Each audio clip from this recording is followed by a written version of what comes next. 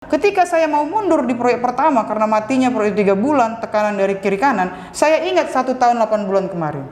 Saya tidak mau menyia-nyiakan 1 tahun 8 bulan mencari lahan. Sekarang saya harus selesaikan proyek ini. Dan akhirnya apa? Disitulah saya melihat uang miliaran. Disitulah saya melihat di rekening saya sendiri ada uang ratusan juta sampai miliaran yang saya tahu nggak mau di PLN pun saya sampai 10 tahun, 15 tahun, mungkin jarang saya pegang uang miliaran. Umur kepala 2.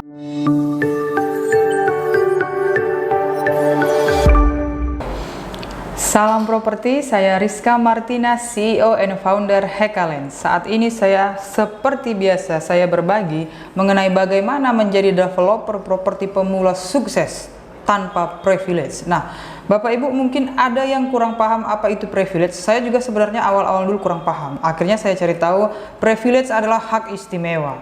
Misalnya Bapak Ibu memiliki orang tua atau rekanan atau jaringan bisnis yang sudah kuat secara pendanaan, secara aset dan lainnya, sehingga Bapak Ibu mudah untuk mendapatkan modal menjadi seorang pengusaha atau mudah mendapatkan jaringan untuk menaikkan tangga karir. Nah, sekarang yang saya sampaikan adalah apa yang saya alami sendiri, bagaimana menjadi seorang developer pemula sukses walaupun tidak ada hak istimewa, walaupun tidak ada privilege.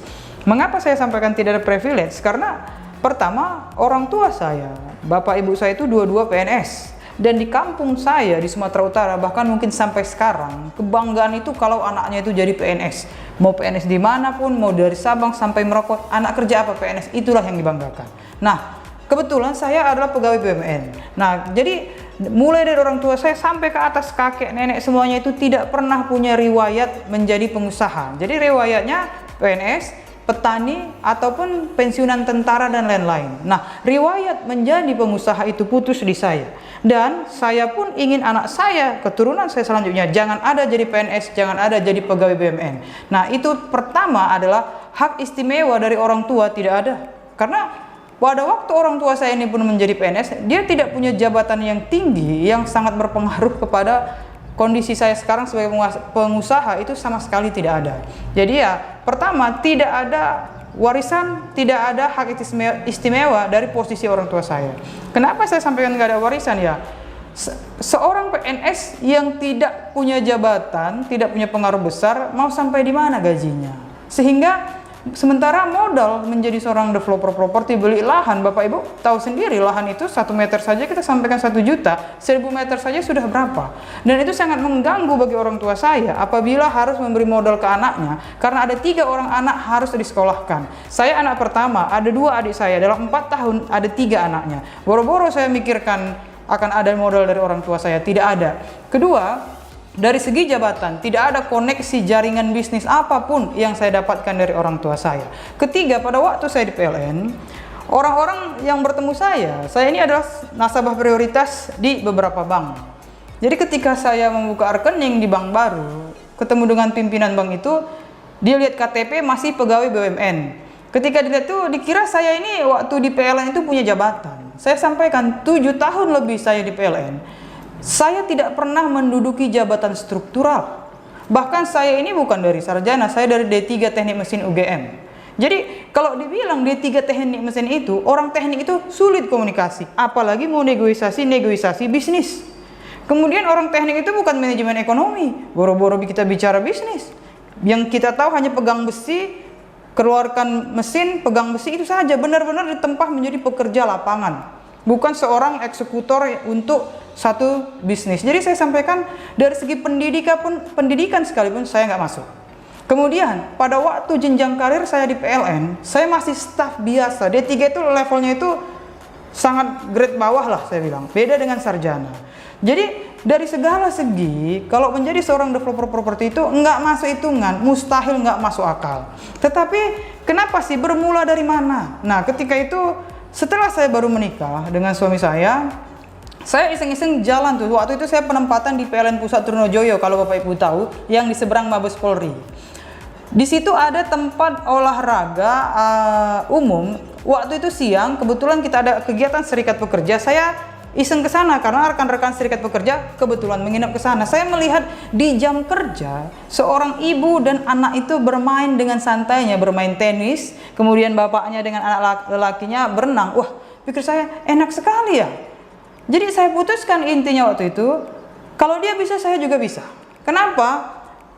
Kalau ada orang yang bisa menikmati waktu tanpa memikirkan harus belanja ini, belanja itu, kalau dia bisa seperti itu, bedanya dengan saya apa? Lalu bisa saja saya berpikir begini, udahlah saya kan perempuan, suami saya aja. Tapi saya nggak berpikir begitu. Bisa saja saya menikmati waktu dengan anak saya, tapi dari segi finansial tidak ada kebebasan. Jadi ya singkat kata, kebebasan finansial supaya saya banyak waktu untuk keluarga saya, sebenarnya dulu itu sajanya tujuannya. Walaupun sekarang tujuannya sudah menjadi lebih besar. Nah, waktu itu saya ingin bebas sebebas-bebasnya dalam hal keuangan. Saya buatlah petanya. Waktu itu saya udah buat bisnis properti, bisnis keuangan, tambang, dan karena saya STM teknik mesin, kuliah juga teknik mesin, saya buat bisnis manufaktur.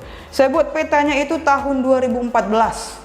Ketika 2014, jadi bagi bapak ibu yang tidak punya privilege, tidak punya modal dari orang tua saya juga bukan siapa-siapa, kemudian tidak punya jaringan, pertama kali tetapkan dulu tujuannya apa. Walaupun tujuan itu ternyata awalnya itu hanya tujuan kecil aja, untuk membahagiakan pihak lain, untuk membahagiakan keluarga tanpa kita menjadi beban. Nah, tujuan saya simpel waktu itu, hanya itu. Akhirnya saya buat petanya di 2014. Nah, jadi Bapak Ibu, buatlah pertama tujuan saya, arahnya, goalnya apa ini? Kebebasan finansial kah, atau untuk membanggakan orang tua kah, atau untuk menyenangkan anak istri dan lainnya. Kemudian setelah saya buat petanya, saya pelajari.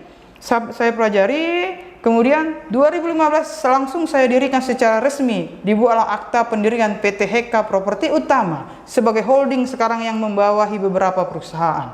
Ketika 2015 perusahaan itu terbentuk, nah, disinilah akan terseleksi. 2015 itu sampai 2017,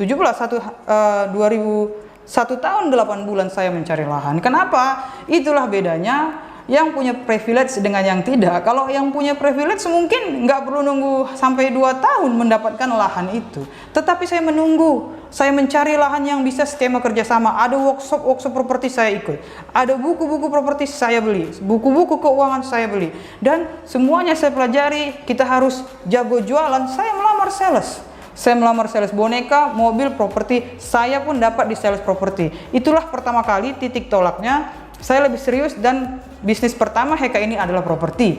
Nah, ketika 1 tahun 7 bulan saya mencari lahan itu, saya mencari itu dalam kondisi belum hamil, sampai hamil 9 bulan, sampai melahirkan. Jadi waktu itu umur saya pun masih 25 tahun. Bapak Ibu itu bisa bayangkan, mau beli lahan yang harganya miliaran, bahkan belasan miliar, seorang perempuan datang dengan suaminya naik motor butut. Jadi suami saya itu tahu betul itu nggak ada uang waktu itu. Tapi karena dia lihat istrinya semangat, dia tetap mengantar. Tapi ketika turun, baik dari mobil butut atau motor butut kami itu, ketika turun dia di pinggir. Saya menghadapi semua mediator, saya yang menghadapi owner, saya yang bicara. Kenapa saya percaya diri menghadapi semua pihak itu, walaupun saya tahu saldo nggak kuat? Kenapa? Karena saya melihat impian saya. Yang penting saya jalani dulu, di mana nanti sambil saya yakini saya pasti dapat investor. Ternyata apa? Proyek saya pertama nggak ada dapat investor. Jauh-jauh ke sana kemari cari investor, semua nolak. Karena apa? Nggak ada pengalaman.